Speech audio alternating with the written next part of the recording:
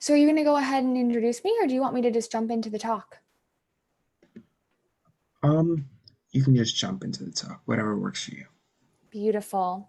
All right. Well, hello, everyone. Thank you so much for coming to this workshop that I've titled STEM in the Age of TikTok. And before we get into the agenda for the talk, I want to just briefly introduce myself, very briefly. So I am a software engineer at MITRE. My background is in computer science. So I got my degree in computer science. And I like or at least I'm halfway decent at doing goat yoga, and I'd highly recommend it. There's, I think, one near Lexington if anyone's interested in goat yoga. And 50% of my 50% of my time at MITRE, I actually do a podcast. So that's kind of exposed me to how powerful science communication can be, and how much like just creative power you can have with science communication and all these tools like TikTok and podcasts and YouTube for teaching and learning about science. So wanted to kind of craft a talk to just introduce you guys to this area and have you guys do some hands-on work in creating a video to teach an audience about science, technology, engineering, or math. All right, so this is the agenda for the workshop / talk. I like to more call it a workshop because I'm going to encourage a lot of participation and a hands-on activity at the end. So it's really not going to be me just talking at you. It's going to be more you participating with me. So the first thing we're going to touch on is just a brief history of online STEM education, right? How did we get from like no computers or like theoretical computers in the 1950s all the way to like YouTube and TikTok and billions of mobile devices in 2022. And then we're going to get into why you should care about these about TikTok, right? Using TikTok for learning and teaching about STEM. And then we're going to get into some success stories. So some people who have successfully used TikTok to teach about STEM. And finally, we're going to do a hands-on activity where you'll pick a prompt. You'll pick one of 3 prompts that I've given you and basically create a 1-minute video to teach an audience about one of those prompts. And I also want to make the disclaimer now that, right, this talk is kind of covers all types of like media for short videos, right? Obviously, TikTok is probably the biggest platform for creating and sharing short videos, but I know there are other ones like Instagram Reels, let's see, YouTube Shorts, and there's also like non-social media options for creating videos, right? Like iMovie if you have a Mac. So this is really not just about TikTok, right? Because I know that people, like some people use TikTok, others don't. It's really about like short videos more generally. TikTok is just like the biggest platform out there right now for short videos, so I'll reference it a lot, but just keep in mind that there are other options for creating and sharing short videos, even some options that don't involve social media at all.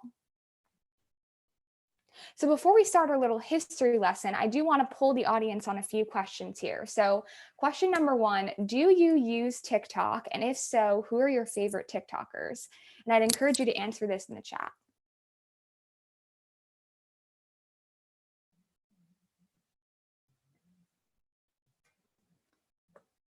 Okay, I see someone saying I don't use TikTok. Someone says my sister uses TikTok. No, but I only watch with my sister. Okay, interesting. Anyone else? Does anyone use TikTok and have a TikToker they like? I like Fireship, but he does YouTube Shorts. Okay, cool. Good to know. Fireship, I need to look into that. All right, any last TikTokers we should know about?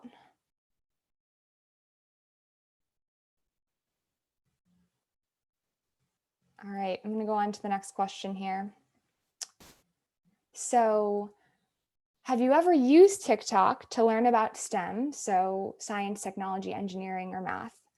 And if yes, who are your favorite STEM TikTokers?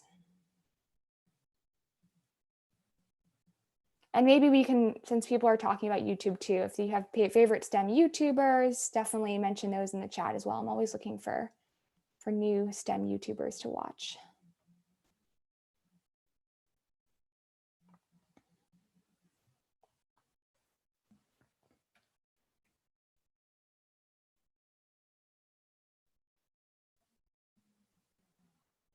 Okay. Interesting. All right. So this sounds like Fireship is a STEM YouTuber. Very cool. Any other people who you guys watch online who do like science, I don't know, videos about science? Oh, cool. Okay. Programming languages. Very cool. Okay. So more technology then. Oh, Neil deGrasse Tyson. Great. Yes, he is a classic. Bill Nye is funny. Yes. Well, I'm surprised you guys are young enough to know about Bill Nye. Khan Academy. Yes, that's such a good one. I love Khan Academy.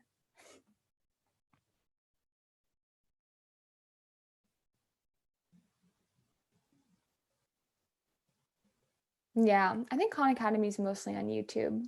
So yeah, I don't know if they have TikTok, but I'll definitely look into that.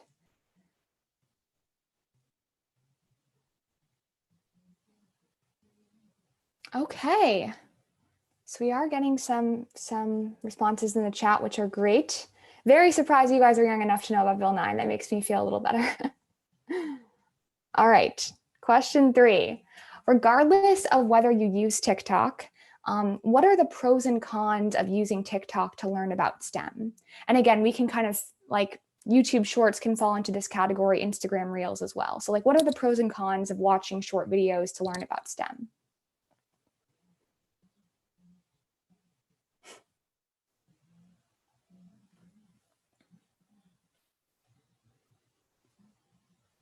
I like that. Short, concise, and get straight to the point.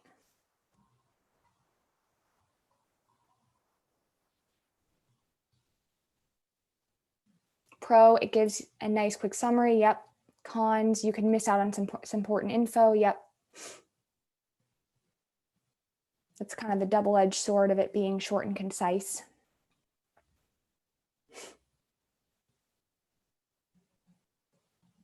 Anyone else can think of any pros or cons? Con, well, scrolling through TikTok, you could get distracted. Wow, that is a really good con. Yes. A lot of information.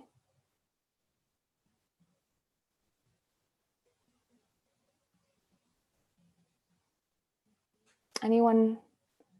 Good and bad. Yep. Yep, I agree. I think it's hard to vet the information that you find on TikTok or YouTube. It'd be hard to vet. We're reminded to get back to study. Oh my gosh, that's really great. Yeah. So if you're on TikTok for non-learning reasons, maybe coming across a STEM video, yeah, might remind you. That's funny. All right. Any other final pros and cons? I'm hanging on like a little bit to this one just because I think this is a really important point, that there are trade-offs when you're using social media or just really concise media format to learn. So looks like you guys are already hitting on a lot of the pros and cons, but just wanted to make sure everyone got a chance to speak up if they have some ideas.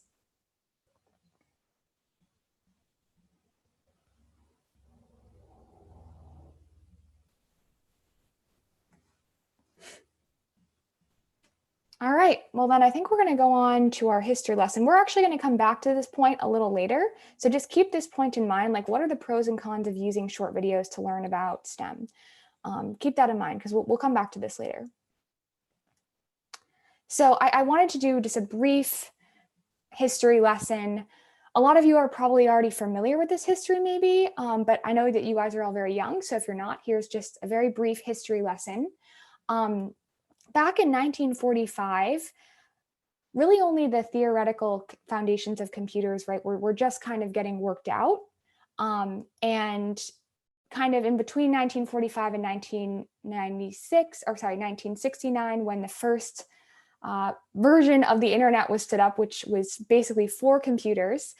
Also the theoretical foundations of information theory, which basically helped engineers figure out how information could be encoded and then transferred, right, across, like, between different computers, right, which is what occurs when we're transferring internet or data, over the internet.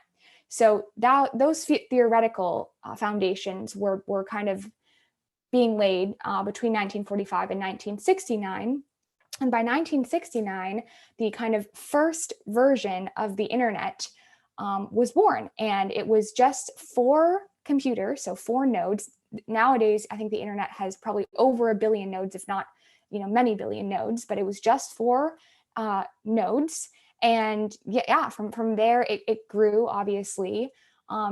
So fast forwarding to 1990, Tim Berners-Lee invented the World Wide Web. So that's like the technology that you use when you open up a web browser, right, and view a website. It's the technology that's involved in encoding all that information so it can be viewable in your web browser, right? So he invented the World Wide Web. That was one of the big tipping points that was going to, enable YouTube and TikTok later on. Want to just mention that video streaming was invented in the mid-90s, or became commercially available, in the mid-90s. And then by the late 90s, the first online universities were created. In 2005, YouTube was launched. In 2007, the first iPhone was launched, really kind of also launching the age of smartphones, right? And basically literally having like all the world's knowledge in your pocket. And then in 2015, TikTok was launched. And then, of course, right, can't not mention coronavirus, right? 2020, a lot of us were kind of forced to go online for most of our learning. Now, a lot of that is going back to normal. We are learning in the classroom, but we're all here today, right? So there's still kind of a mix of online learning and classroom learning. So that's kind of where we are today. And yeah, I wanted to just kind of give this history overview just for context for people. I think it's important. And I would definitely, if you're interested, look into this like first version of the internet. It was called ARPANET, or, look into Tim Berners-Lee. These are really interesting stories. So don't have enough time to cover them all in depth today, but would definitely encourage you to find out more information about this on your own time. All right, any questions here before we go on to the next slide?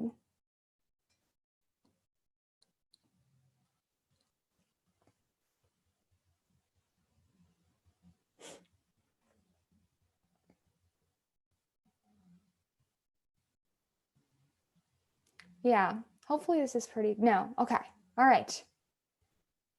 There's the decision. We will go on to the next slide. So this is like the kind of the why you should care slide. And I think the reason why you should care is because TikTok can help to clarify and reinforce what is discussed in your classrooms and textbooks. So, right, it can't replace your classrooms and textbooks, but it can, I think, help to reinforce what you learn. And give you another option for like another option for an explanation if there's an explanation given in a classroom or a textbook that you don't fully understand. So I said we'd kind of go back to thinking about the major pros and cons of using TikTok to learn about STEM. So I've just listed some of them here, kind of comparing the pros and cons of TikTok to the pros and cons of learning via textbooks. And pros are in green for each and cons are in red. And you guys hit on a lot of them, right? So I think someone mentioned that TikTok is more succinct. I think someone mentioned like the ability to, right, like learn outside of the classroom, or at least be prompted to go back to studying if you're on TikTok and needing to go back to study.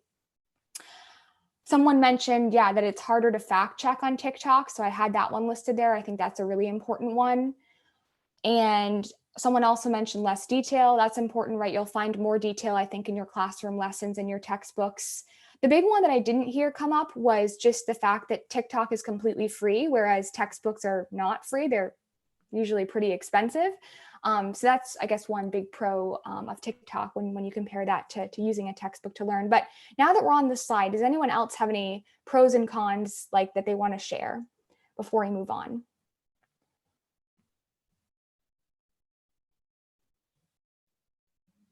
Any last minute pros or cons?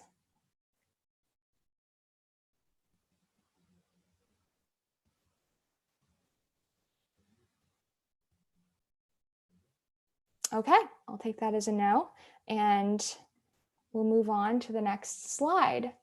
So, right, that previous slide was about like, what are the pros and cons of using TikTok as a learning tool, right? As like an audience member. But what about like if you were to use TikTok to create a video to teach an audience about a STEM concept you're really passionate about or you just learned? And the benefit of this is, I think, explained by this Albert Einstein quote, who was known for his succinctness. And it's, if you can't explain it simply, you don't understand it well enough. And so I think that the short format of like YouTube Shorts and TikToks really forces you to have a good enough understanding of the concept that you can explain it really simply, right? Because you only have a minute to work with. So I think that's one of the key benefits of using these tools to teach about STEM, is because it really does force you to have a really solid understanding of the material.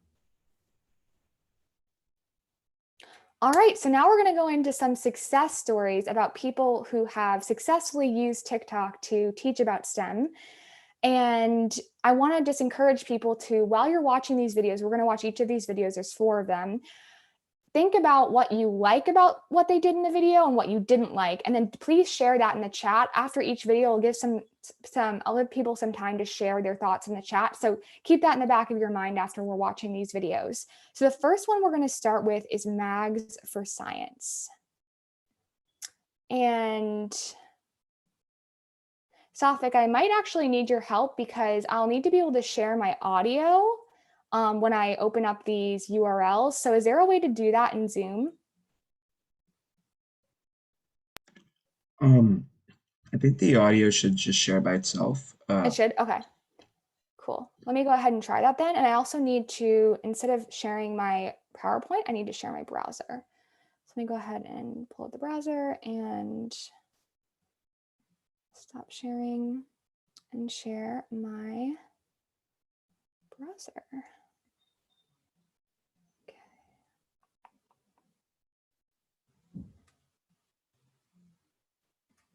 All right, are you guys seeing the browser? We can see it. Great.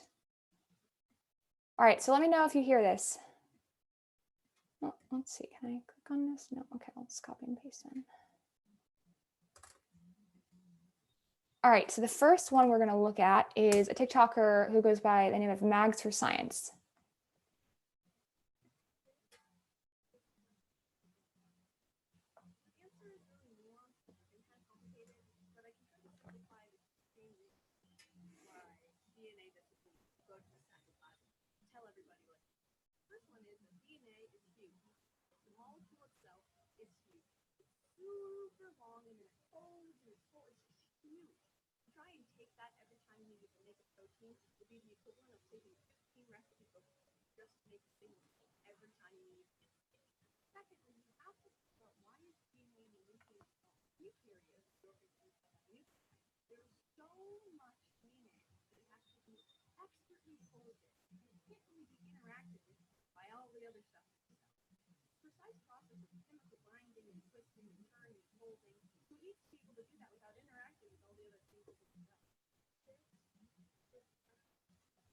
Were people able to hear that?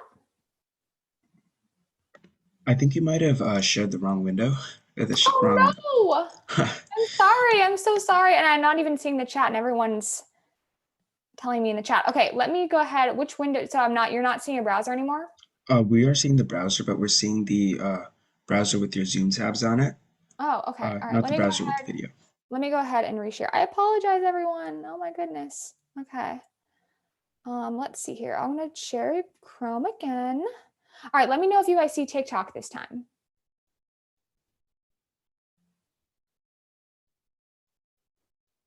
Are people seeing TikTok? Let's see. Open the chat. Yes. Okay, great. Now I want people to let me know in the chat. I see the chat now. If you can hear this video. Can people hear that?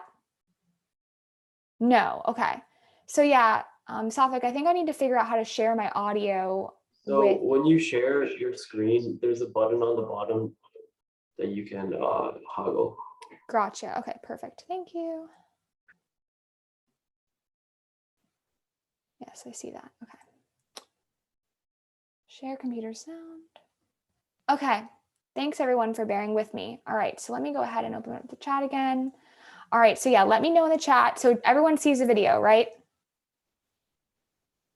Yes, okay. So now let's see, can we hear the audio? Let me know in the chat. This is such a good question. Yes, okay, good. I'm gonna start over and go from the top. This is such a good question.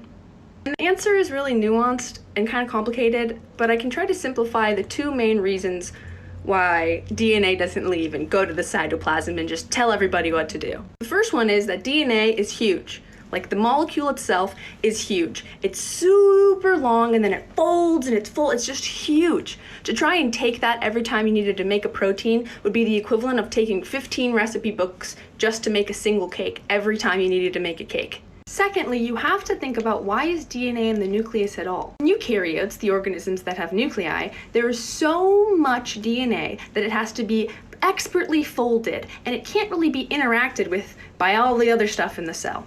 It's a precise process of chemical binding and twisting and turning and folding, so it needs to be able to do that without interacting with all the other chemicals in the cell. This is such a good... All right, so what do people like and not like about this particular video? About why DNA cannot leave the nucleus of a cell?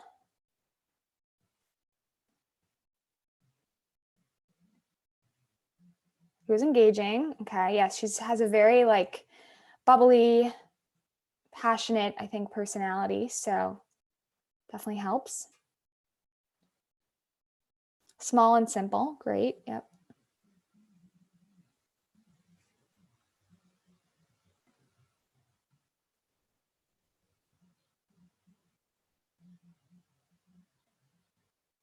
To the point, great. I like the fact that it was clear and concise and straightforward, yes.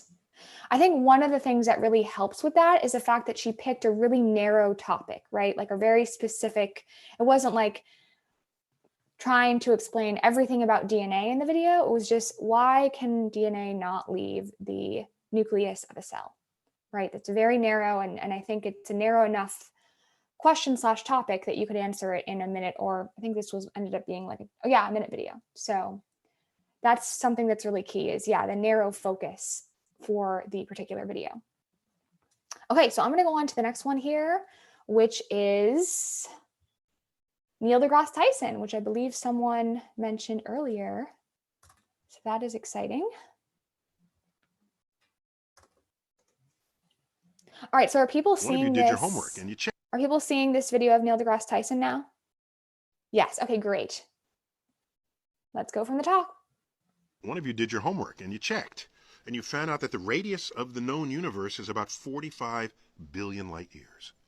Okay, that's in one direction. 45 billion the other direction, that's 90 billion light years in diameter.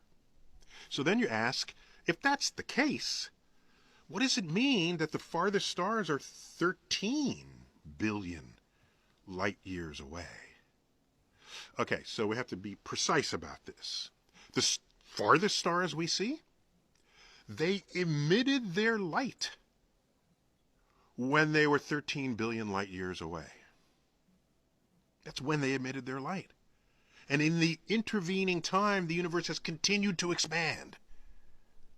You can't see objects at that full distance because the universe isn't old enough for its light to have reached us.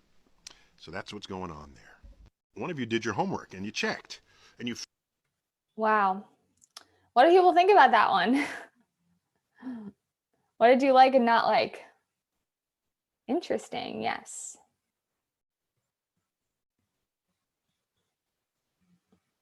Cool facts, yeah. I didn't know this fact until I watched this video.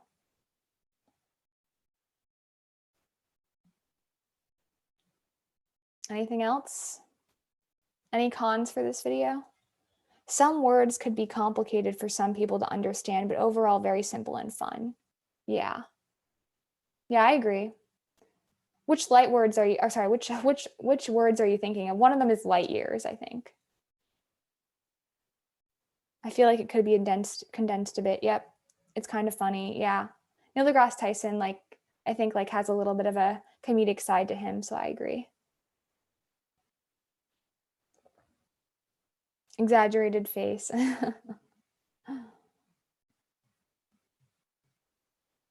All right. On to the next one.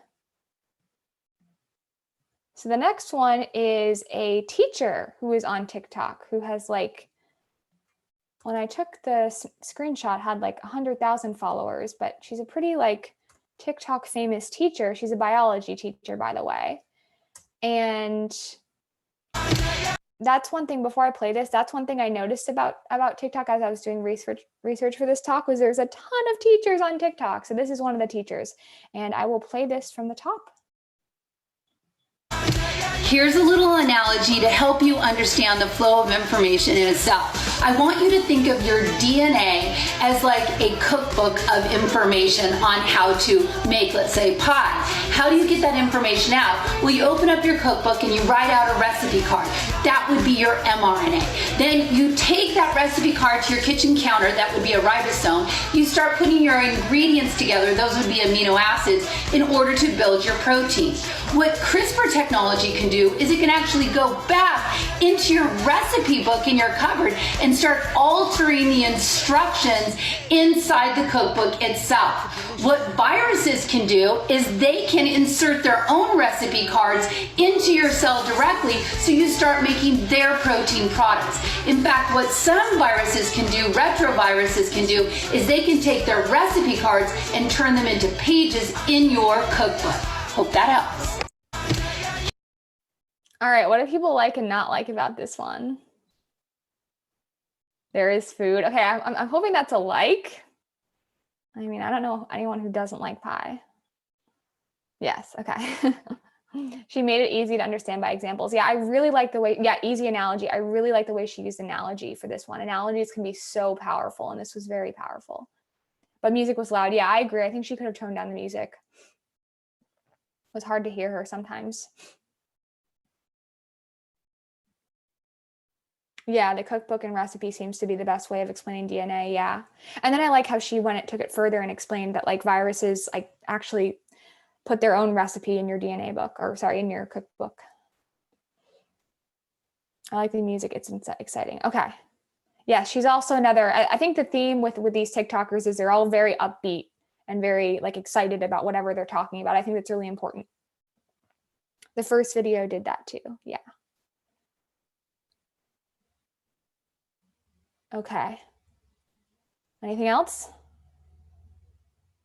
All right, let's move on to the next one. So the next one is a YouTube video actually, but I included it because it's a YouTube video that was created by a very special person for a very special reason. And actually, I'll give you the context before I play it in case people aren't aware of this context. This is Lumen. It's going to give me an ad. But okay, before the ad plays and the video plays, I just want to give a little bit of context for this video. So this video was created by Dr. Cyan Proctor, who some of you might have heard of her. No, not Bill Nye. Dr. Cyan Proctor. She was part of the Inspiration 4 crew.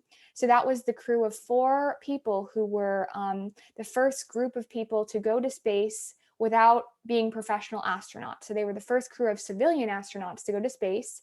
They went to space on a SpaceX rocket inside of a SpaceX capsule, and they spent 3 days orbiting Earth at actually a level that was above the International Space Station. So pretty cool. That again, this was an all civilian crew. They had like 6 months of training, but they were not professional astronauts. And the captain of the crew was actually tasked with finding the 3 crew members to come with him to space. And one of them was a pediatric cancer survivor that he found through St. Jude's. And this particular person, Dr. Cyan Proctor, was found actually on Twitter. So he basically sent out like a Twitter request for 3-minute like pitch videos to like for people to give their pitch for why they should be the person that goes to space with him. And this was Dr. Cyan Proctor's pitch. She uploaded it to YouTube and Twitter.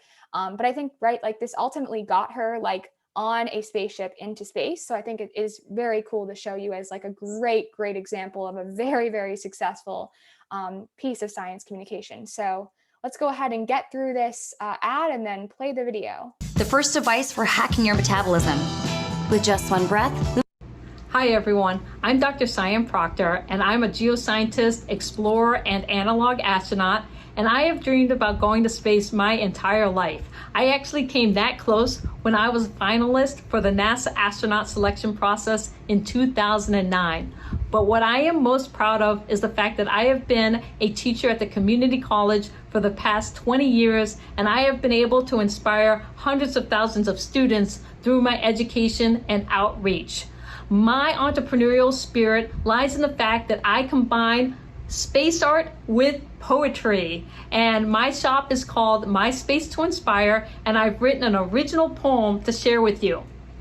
You've got space, I've got space, we all have space to inspire. That's why we dream of going higher and higher. But what is space if you can't breathe? Let's stop sucking out the air of our humanity. We have a moment to seize the light, Earth from space, both day and night. We have J for justice, to ignite the bold. We have E for equity, to cut past the old. We have D for diversity, to end the fight. We have I for inclusion, to try to make it right. A Jedi space to rally behind. A universal force so big it binds. Inspiration to change the world. A new beginning for us to hold. It's not about you, it's not about me, it's about space to inspire for all of humanity. Science, technology, engineering, and math, sending us out on the explorer's path. But don't forget the arts, the heartbeat of time. Consider sending a poet who knows how to rhyme. So let's drop the mic and close the capsule door. But please make sure Dr. Proctor is on board. My Space to Inspire is what we need. Inspiration for all of humanity. I hope you will go out and use your unique space to inspire those within your reach and beyond. Thank you. Great. So what do people like and dislike about this one? What are people's thoughts? The teddy bear is good. Oh, there's a teddy bear in there? Oh, yes, you're right. Kind of a long poem, yes. Engaging. I think kind of inspiring too.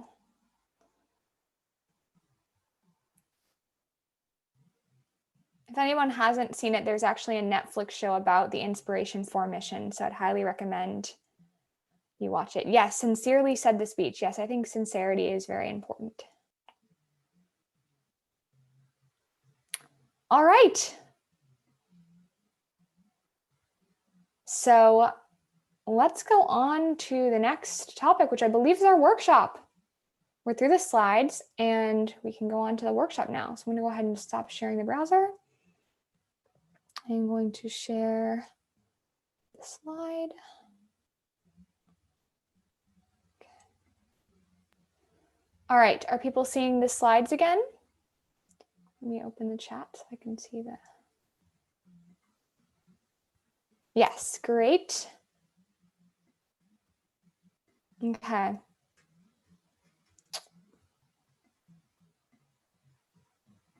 So we have time for the workshop, and I believe that Sathvik had shared the workshop guide that I put together with you guys in Discord, but Sathvik, if you could put that in the chat again, that'd be really helpful so people just have it right kind of in front of them.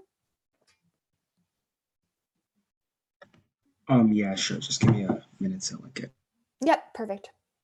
So while he's doing that, this is kind of the outline for the workshop. So in the next 30 minutes, we'll each create a short video that meets the following requirements. So requirement number 1 is the video has to be 60 seconds or less. It cannot go over a minute. And then requirement number 2 is it answers one of the 3 following prompts. So just pick one of these prompts for your video.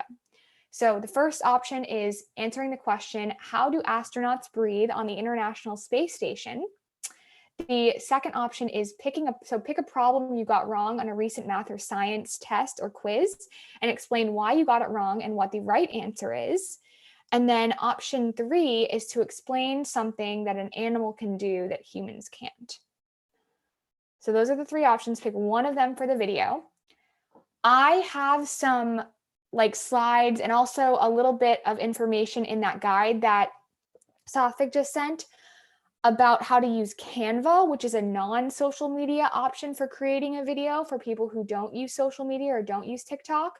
But I want people for whatever platform you choose, use the platform that you're most comfortable with. So if you have TikTok and you know how to create a video on TikTok, use TikTok.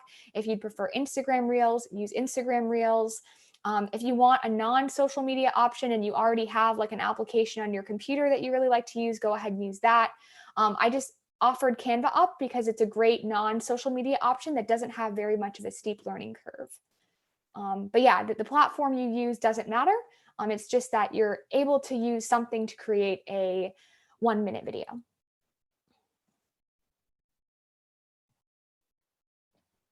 So yeah, it's 11:41.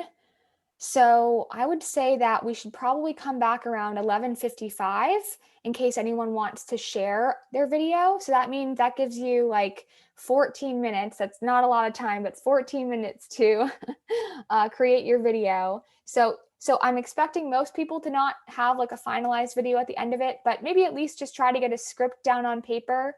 And if anyone is able to have a video to share, we can do that at 11:55, but no pressure.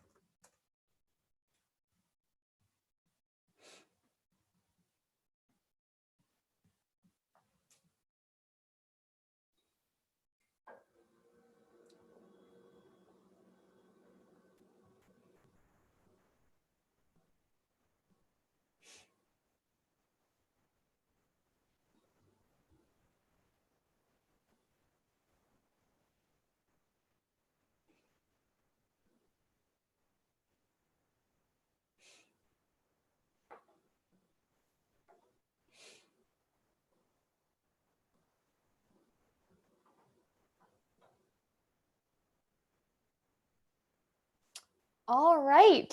So you're at 11:55. I know you guys didn't get a lot of time to create these videos, but does anyone have anything that they want to share, even if it's in a really rough form?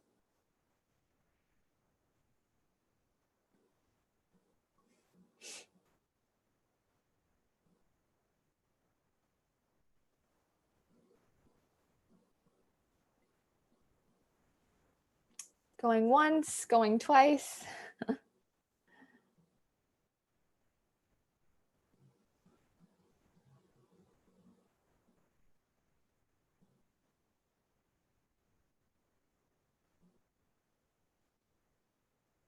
All right, so I guess another question. Based on this workshop, would anyone be interested in... Okay, someone's saying astronauts use electrolysis of water to make oxygen and they breathe that. Great. So it sounds like you've done kind of the first couple of steps, which is to do some research to figure out, or pick your prompt and then do some research to figure out the answer to that question, which in your case, Zubin, was how do astronauts breathe on the International Space Station? So that's great.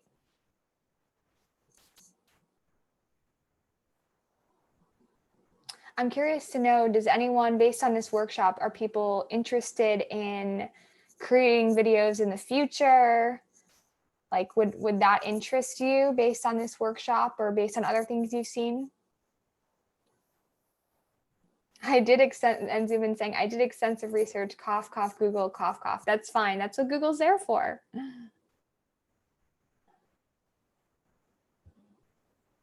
But yeah, going back to the question, do people think that based on this workshop or other videos they've seen or other people they've talked to that sharing videos like this on TikTok or YouTube Shorts would be interesting to you? Do you think it'd be fun or a good way of reinforcing what you learn? Someone said yes, for sure. Oh, good. Okay.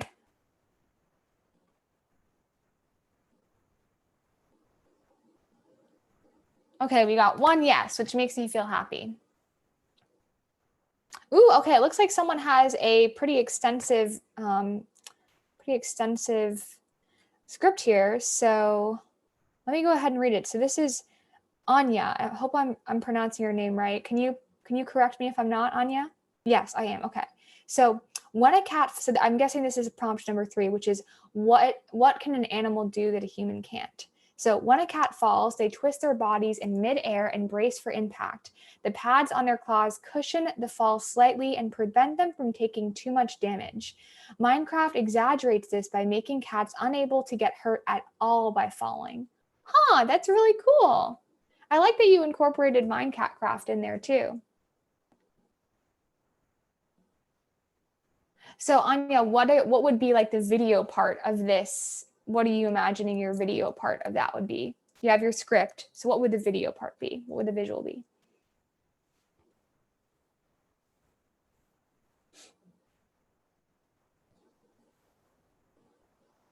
Show us slow motion of a cat falling. Okay, cool. Yeah, it can be very simple. That's what I've noticed about TikTok. A lot of them are very simple. And a picture of paw pads. Okay, cool. Very cool. Yeah, we don't have paw pads as far as I'm aware. Oh, cat falling versus human falling. Oh, goodness. Okay. That's pretty good. Actually, I do think comparison is another really great tool for teaching. So kind of a dark comparison, but it is a way to teach people things.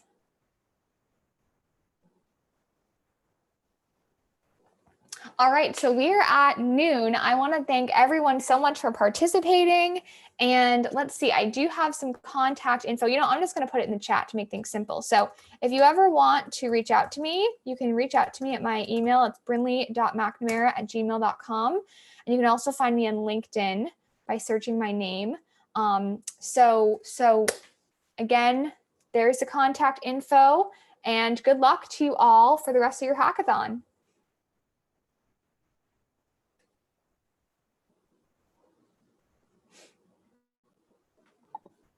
Hi, I just wanted to say once again, thank you so much for hosting this workshop. It was great. Yes, no problem. Thank you so much, Sathik. I really appreciate it. Have a good rest of your day. Thank you, you too.